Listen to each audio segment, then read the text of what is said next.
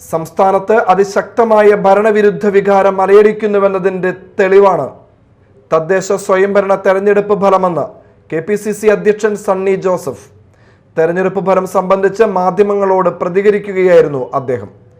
ഭരണ സംവിധാനങ്ങളെല്ലാം ഉപയോഗിച്ച് വാർഡ് വിഭജനം ഉൾപ്പെടെ നടത്തിയിട്ടും ജനം തിരസ്കരിച്ചുവെന്നും സണ്ണി ജോസഫ് പറഞ്ഞു.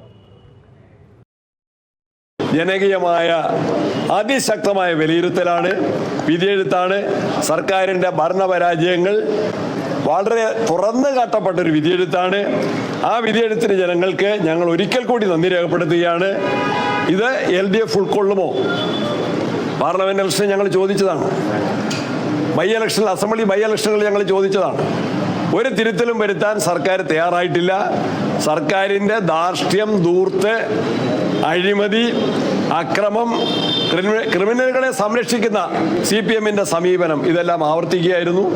ശബരിമലയിലെ സ്വർണ്ണ കൊള്ളക്കാരെ, അമ്പല മോഷ്ടാക്കളെ, അമ്പലം വിഴുങ്ങികളെ ഒതിഞ്ഞ് സംരക്ഷിക്കുക വഴി അവരുടെ വികൃതമായ മുഖം ജനങ്ങളുടെ മുമ്പിൽ തുറന്നു കാട്ടാൻ UDFന് സാധിച്ചു.